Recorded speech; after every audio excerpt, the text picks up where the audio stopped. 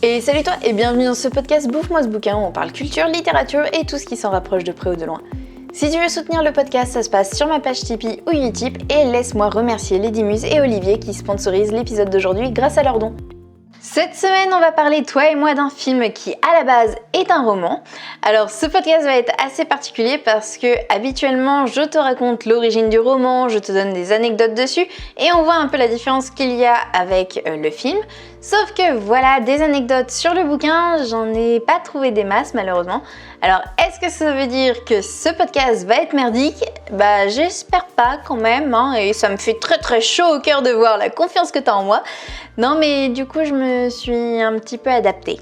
Commençons, veux-tu ? Alors, Shutter Island, c'est un roman de Dennis Lehane, enfin le nom qui est écrit sur la couverture, quoi.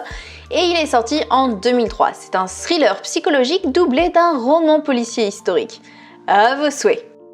Pour ceux dans le fond de la classe qui ne sauraient pas de quoi parle le bouquin, je vais faire un résumé assez rapide.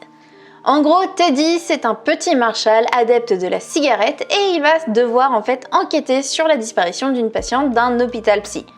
Déjà, c'est pas bien Jojo, mais si je te dis en plus que cet hôpital psy se trouve être une île et qu'il abrite de dangereux criminels, je pense que tu imagines vite un scénario de film d'horreur.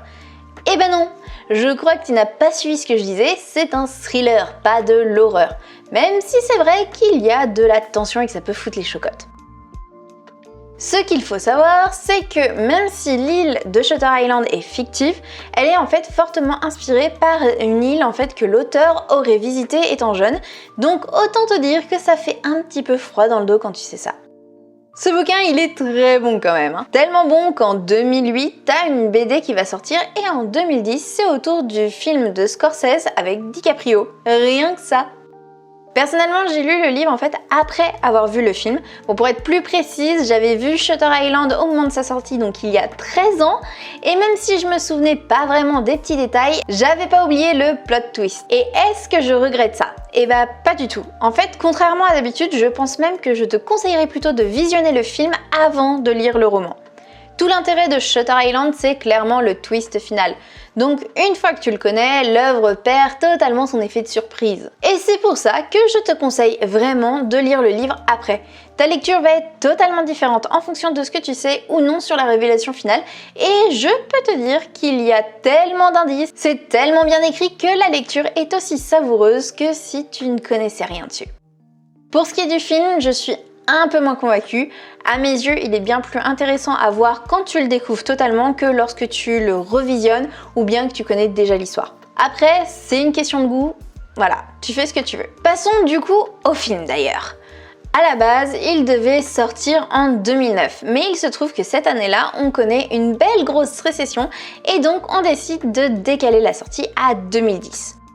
Tout comme l'île du romancier est inspirée d'une vraie île, le film a été tourné dans un vrai hôpital psychiatrique désaffecté, le Mansfield State Hospital. Pour la petite histoire, il aurait fermé ses portes pour cause de mauvais traitements sur les pensionnaires. À peine glauque cette histoire. Ah, et vu que l'hôpital était pas assez flippant pour eux, l'équipe a usé des effets spéciaux pour ajouter des nuages. Et oui, les effets spéciaux, c'est pas que des saucisses vertes remplacées par des images de dragons, ça peut également être un petit nuage. Tant qu'on y est dans les secrets de tournage, est-ce que tu savais qu'à l'origine, le compagnon de DiCaprio devait être interprété par nul autre que Stallone ? Et oui, le gars était même partant, sauf que bah voilà, niveau emploi du temps, ça matchait pas et il a fallu trouver un autre acteur. Chuck Hall aurait pu donc être joué par Rambo. Est-ce que tu te rends compte de ça ? Mais c'est pas vraiment le seul rôle en fait qui aurait pu avoir un autre visage. Avant que Scorsese ne prenne le film en main, il y avait un précédent projet dans lequel on avait envisagé Brad Pitt pour jouer le rôle principal. Perso, j'ai une petite préférence pour DiCaprio et je suis pas mécontente qu'on s'en soit tenu à lui, mais ce n'est que mon avis. Dernière petite anecdote sur le tournage du film, l'histoire se déroule sur 4 jours, donc forcément il y a peu de costumes à réaliser. On n'est pas un défilé de mode et les personnages ne vont pas changer 50 fois de tenue tout au long du film. Donc tu te dis sûrement que le travail des costumiers devait être assez facile, hein ? Eh bah faux. Teddy, le personnage principal, prend tellement cher dans ce film et enchaîne tellement les cascades qu'il a fallu créer 44 costumes illustrant les différentes épreuves que traversent les vêtements du personnage. Donc en gros, t'avais des costumes qui devaient sûrement s'appeler Teddy tout propre, Teddy propre mais pas trop, Teddy qui s'est roulé dans une flaque de boue mais qui n'a pas encore sauté du haut d'une falaise, etc., etc. Voilà, c'est tout pour aujourd'hui pour ce podcast. Ça a été assez court, mais en effet, j'ai pas trouvé grand chose en fait de croustillant à te dire sur Shutter Island. Mais je voulais quand même en parler parce que c'est un livre que j'ai beaucoup aimé et je voulais vraiment te recommander de le lire et surtout de lire le livre après avoir vu le film parce que pour moi c'est le meilleur ordre. Voilà, bref, tu l'auras compris. Je voulais absolument quand même faire un petit podcast sur ce film et ce livre-là. Donc voilà, il est fait. En tout cas, j'espère que ça t'a plu. Moi, je te dis à la semaine prochaine. Je t'embrasse fort, c'était Mélanie.